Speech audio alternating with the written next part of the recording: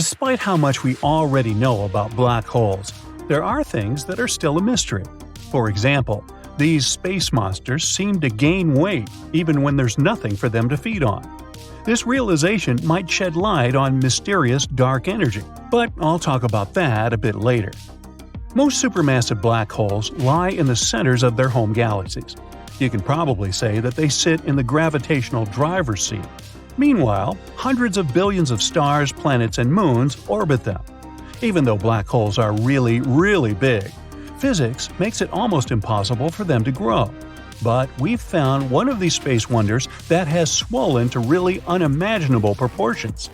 The black hole I'm talking about is Ton 618, and it's a mind-boggling 66 billion solar masses. The thing is so massive that astronomers had to think of a new term to describe it. They came up with an ultramassive black hole. Imagine gathering all the stars in our home Milky Way galaxy and squishing the matter they're made of into one black hole. And it still won't be enough to create a Ton 618. So the question is, how did this ultramassive black hole turn into such a behemoth? You probably know that black holes are made of matter packed together as densely as possible, to the point where gravity gets so powerful that not even light can escape it. And still, it doesn't mean that black holes are some kind of space predator, roaming galaxies and munching on everything they come across. Ton 618 still has a whole galaxy filled with stars and other stuff happily orbiting it without getting pulled inside. What I want to say is that the perception of black holes as giant vacuum cleaners is wrong. In reality, it's incredibly hard to grow a black hole. Try to do it and you'll see. First of all, the material needs to get close enough to be affected by the black hole's gravity. And that's not so easy, considering how vast the universe is and how relatively small in size black holes are. But if something does get close enough, there's no escape. That's true. The force of gravity around the black hole increases dramatically fast. It even creates the effect of spaghettification, when an object gets stretched into thin strands of space pasta due to the influence of gravity.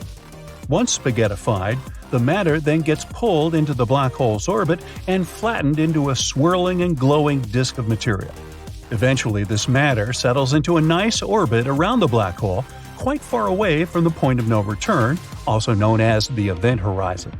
By the way, we can use the event horizon to estimate the size of a black hole. The larger it is, the more massive the black hole you've come across is. Interestingly, getting the matter to cross the event horizon will be the most difficult part if you decide to grow yourself a black hole. You'll need to push the material out of its stable orbit around the black hole and make it fall in. As an example, we can take the Sun and Earth. Despite the star's enormous gravity, our planet doesn't get pulled toward it. And the main reason why the material can cross the event horizon is collision between particles. This way, they gain some energy, which is enough to send them spiraling into the black hole. But what happens afterward? The center of the black hole likely collapses into something called a singularity.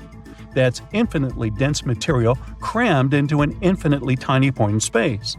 But the main problem here is that singularities are mathematically impossible. That's why some scientists suggest that when this weird stuff happens inside the black hole, its mass gets linked to the expansion of the entire universe. Yep, when it gets weird in space, it gets really weird. Such a coupled black hole is like a rubber band being stretched along with the universe as it expands. And as it stretches, its energy increases. And since mass and energy are proportional, the mass of the black hole increases too. But this new mass creates a pressure that makes the universe expand even more. That's the reason why the universe is expanding faster and faster all the time. But several scientists have suggested that, instead of a singularity, there might be something very different in the heart of the black hole, vacuum energy, which is one form of dark energy. Okay, but what is this dark energy? Everything on Earth and everything people have managed to see in space with the help of telescopes and other instruments is normal matter. It's made up of atoms and molecules and adds up to less than 5% of the universe. Around 27% of the universe is dark matter, and almost 3/4 of the universe is dark energy. Astronomers wouldn't even know the thing existed if, several decades ago, they hadn't found out that the expansion of the universe wasn't slowing down. Quite the opposite, it was accelerating. It meant there had to be some enigmatic force counteracting gravity, and it got dubbed dark energy. The European Space Agency's Planck satellite helped astronomers calculate how much dark energy the universe has to contain to explain the way its expansion is constantly speeding up. Scientists have also built models of how many giant stars formed and collapsed into black holes since the beginning of the universe. The conclusion is very exciting. The vacuum energy in these black holes is almost the same as the amount of dark energy that should exist in the universe. The scientists who conducted these experiments don't claim to have found the answer to the mystery of dark energy or to what we could see inside a black hole. But still, their theory is quite plausible. It can be tested with modern computer simulations and new data received from cutting-edge telescopes and other equipment. And now, let's speak a bit about dark matter. What it is and what it consists of. Actually, this is another thing that confuses scientists to no end. If dark energy is a force responsible for the expansion of the universe, dark matter is supposed to explain how objects work together. Potential candidates for dark matter vary from strange particles to super-dim objects. But even though astronomers can't grasp what exactly dark matter is, they know for sure what it isn't. It is dark, which means we can rule out visible stars and planets. It also can't be dark clouds of normal matter, otherwise scientists would be able to detect it. Dark matter is not antimatter. Astronomers don't see unique gamma rays that appear when antimatter comes in contact with matter. And neither is dark matter gigantic galaxy-sized black holes. There's one theory, though, and it's linked with a hypothetical concept of primordial black holes. Scientists have never got any real proof of their existence, but they think these black holes might be insanely old and quite tiny, by black hole standards, that is. Astronomers believe they could appear several milliseconds after the Big Bang. At that time, stars and galaxies weren't born yet. It means primordial black holes probably witnessed the entire history of the universe. By now, the smallest primordial black holes would have most likely evaporated away, but the bigger ones might still be scattered out there in space.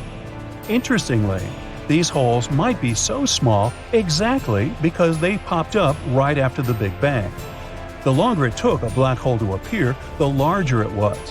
The mass difference between older, smaller, and younger, bigger black holes is incredible.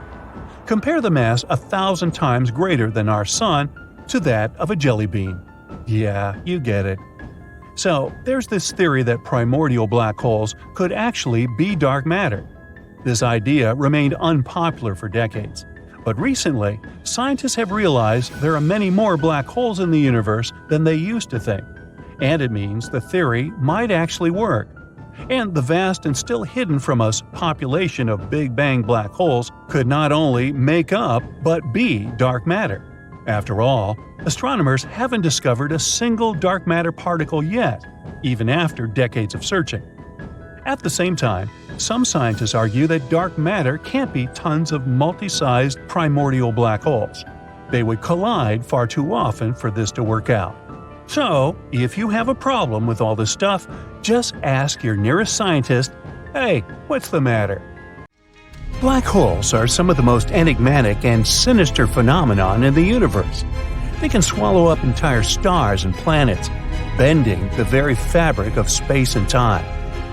But what if Earth, our home planet, were to be caught in the grip of a black hole's event horizon? What would we see before the inevitable end? Well, let's have a look-see, okie dokie. So a black hole is like the bully on the playground. You avoid them at all costs. It's a region of space where gravity is so strong that nothing, not even light, can escape it. It's like Houdini in reverse. As with snowflakes, every black hole is unique. Each one has its own mass, spin, and charge. And they also come in different sizes, sort of like jeans. Petite, slim, regular, and husky, or something. Anyway, there are 4 sizes. The smallest black holes are the stellar mass kind. They're born when the massive star runs out of juice and folds in on itself. They're like the chihuahuas of the black hole world. They may be tiny, but they're feisty. They gobble up nearby matter like a hungry puppy. And even the smallest one is 3 times more massive than our Sun. Next up, we have the middle children of this cosmic family, intermediate mass black holes. They're too big to be born out of collapsed stars. Scientists believe that they may be created when several black holes merge into one.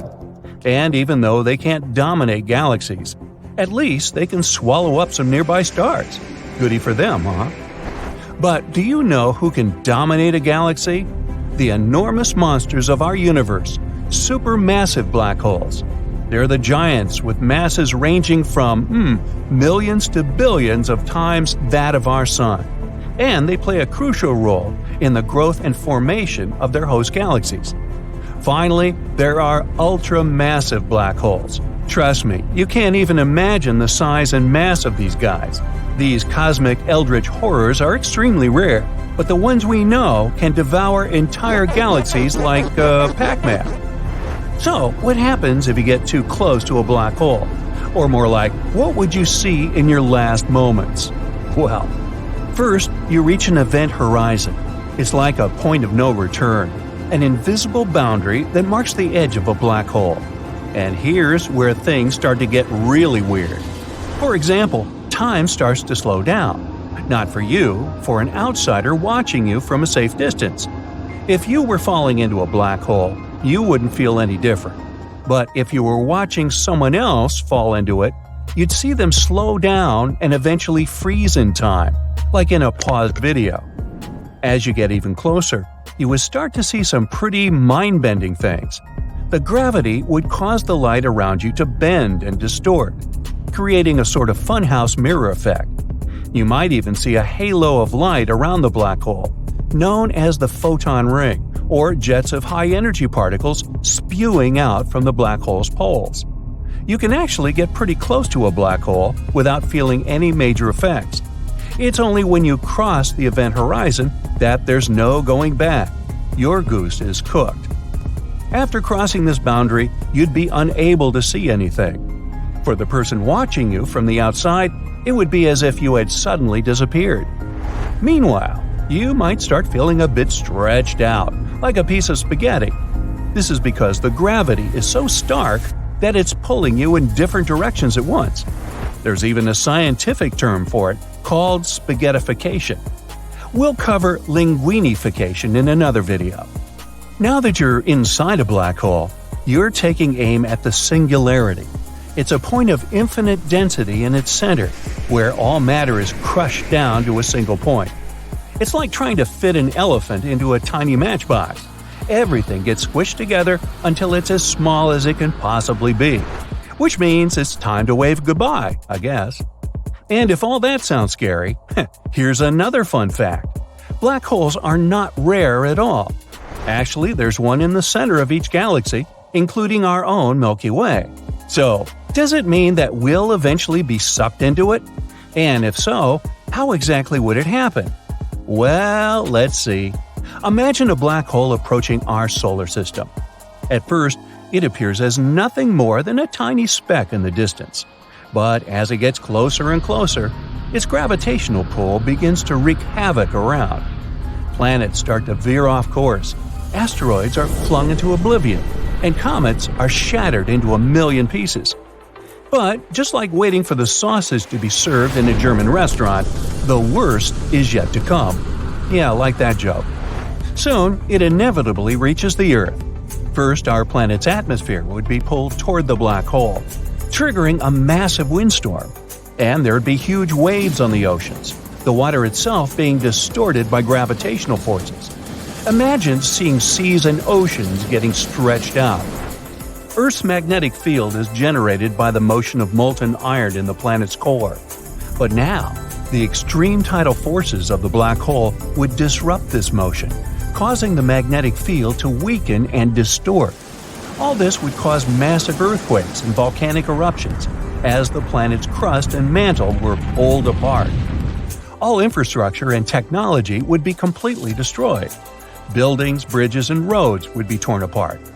Okay, let's hit the pause button. Pretty horrifying, isn't it? Nah, but don't worry. You wouldn't have even seen that much, because you would have felt the effects of the black hole much, much earlier. Well, back to the future.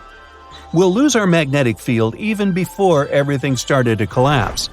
And this means not only that the weather and climate will become terrible, we'll also be exposed to extreme radiation.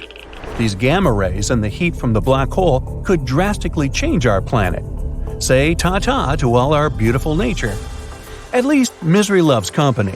We won't be the only ones affected by a black hole, which is probably even worse. As this beast engulfed the entire solar system, it would consume about everything. One immediate effect would be the disruption of the orbits of asteroids, comets, and all the other bodies.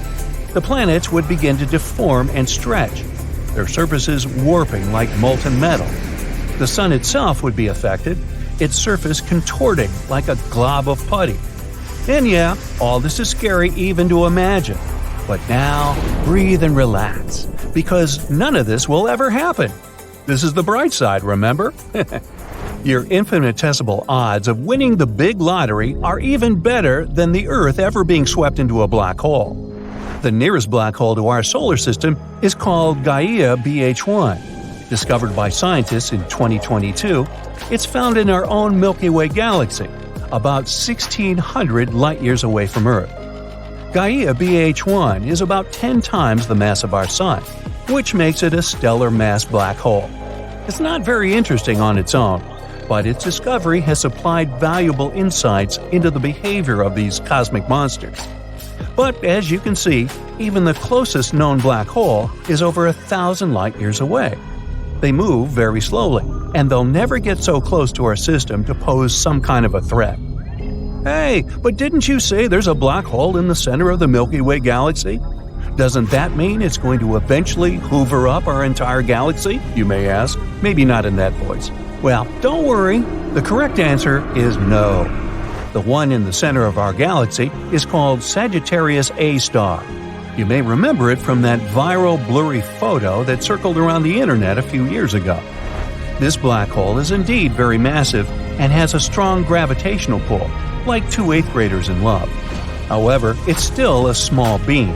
It only affects objects that are close to it. The objects in the galaxy are all too big and move too fast to be pulled in by black holes. Nevertheless, they're still fascinating objects to study. Scientists are still trying to unlock the mysteries of black holes.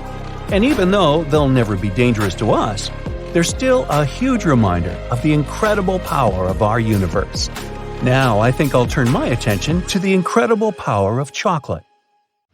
You might think falling into a black hole is as easy as falling into a giant pit.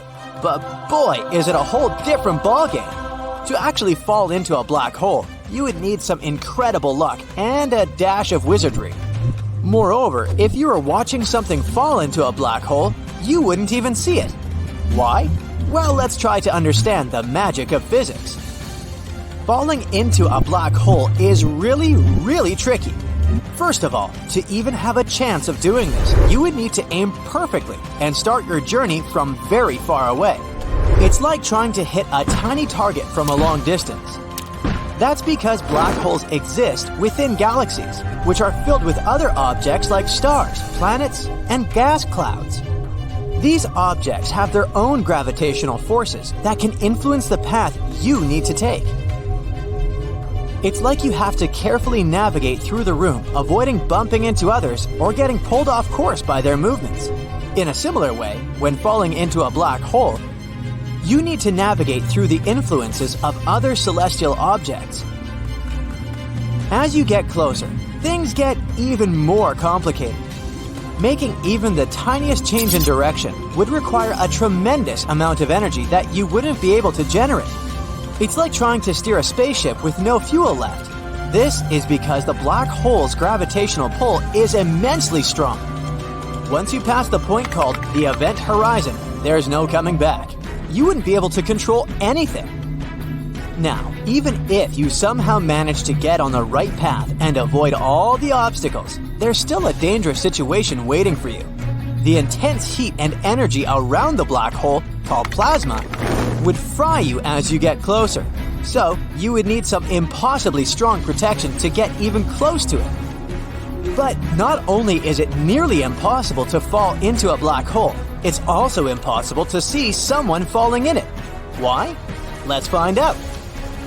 Imagine you're standing far away from a black hole, watching something getting closer and closer to the event horizon. As this thing, let's say it's a spaceship, falls into the black hole, two very strange things start happening.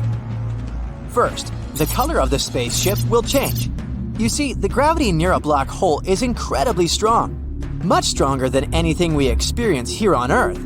This intense gravity affects everything around it, including light. Now, light has this fascinating property where it carries energy. But when light gets close to a black hole, the powerful gravitational pull starts sapping away its energy, kinda like stealing it, making light weaker. And you know how when you look at a beautiful sunset, the sun appears to be this warm, reddish-orange color? Well, that's because when sunlight travels through our atmosphere, it scatters and loses some of its higher energy bluish colors, leaving behind the redder ones. So when light loses energy, it tends to shift towards the red end of the color spectrum. The same thing happens near a black hole. The light from the spaceship loses energy due to the black hole's strong gravity. So, the spaceship, which initially had its own color, starts looking redder and redder as it gets closer to the black hole. It's as if the black hole is casting its magical spell, changing the color of the spaceship itself. The second weird thing is related to time. According to a theory of general relativity, gravity can mess around with time itself. And it works in a very strange way, because none of you, not people on board a spaceship, will feel this change. For you, an observer in this scenario, time is flowing just like it always does. You're just sitting there, sipping your space lemonade and watching the spaceship's journey. For people on a spaceship, things are the same. Their watch ticks away at a regular pace, and they go about their day as usual. But, objectively, for you, it would be like watching a spaceship fall in slow motion. It will seem to you that it's been falling into a black hole for weeks or even years. You might turn 80 and the spaceship is still out there. Crazy, right? Now, if time slows down for the spaceship, it means the light it emits also slows down. So, imagine someone on that spaceship flicking a flashlight on and off. But because time is moving so slowly, the light coming from the flashlight also moves in slow motion. It takes ages for each burst of light to reach your eyes. You'll be watching a spaceship as if you're watching a video in super slow motion. And when light takes longer to reach your eyes, it becomes weaker and dimmer, just like a fading star. So, as the spaceship gets closer and closer to the black hole's event horizon, not only does it start looking redder, but it also appears dimmer. So, it becomes harder and harder to see the spaceship as it gets closer to the black hole. It slowly fades away, like a disappearing act on the grandest stage of the universe. Pretty mind-boggling, isn't it? But that's all about you, the observer. And how are people on board doing? What do you actually experience when you fall into a black hole? As you get closer to the black hole, something really weird starts happening. The gravity near the black hole is so powerful that it stretches and warps everything around it. So the difference in gravitational pull between your head and feet becomes significant. This difference creates a tidal force, which stretches your body like a long, thin shape. It's a process that's scientifically called spaghettification. Essentially, you would be stretched into a human noodle. Being turned into spaghetti might sound fun for a pasta lover, but it's definitely not so great for an astronaut. Meanwhile, colors around you begin to warp and distort, creating a dazzling light show. It's like riding a roller coaster through a rainbow tunnel. Twists and turns, flashes and sparks. It's an exhilarating, mind-bending experience. And then, what happens to you depends on the type of black hole. First, we have classical black holes. These are black holes that exist forever. If you fall into this black hole, it would take an incredibly long time to reach the center. The center would keep getting closer and closer, but you would need an almost infinite amount of time to reach it. So it would feel like your journey would never end. And then we have evaporating black holes. These black holes can evaporate over time due to a process called Hawking radiation. It's just like the ice cubes melting away. These black holes have a limited lifespan, and it's basically impossible to fall into one of them. As you approach the evaporating black hole, you find yourself hovering near its edge, the event horizon. It's like being stuck at the entrance of a super cool amusement park. But guess what? This amusement park is shrinking. The black hole is evaporating, and as it does, the event horizon gets smaller and smaller. So you stay right at the edge, tracking its every move, but you will forever stay in this event horizon without ever crossing it. But remember, once you pass the point of no return, there's no way back. You're on a one-way ticket to the mysterious heart of the black hole, the Singularity. At the Singularity, everything goes bonkers. Our current understanding of physics goes haywire, so it's a bit like entering a magic show. What happens once you reach the Singularity? Is there anything on the other side of a black hole? We have no idea. It's a big mystery for us, but maybe we'll figure this out someday. So, my friend, it's best to admire black holes from a safe distance and let your imagination soar with the incredible wonders they hold. Just remember to keep your pasta on your plate and not near these cosmic spaghetti makers.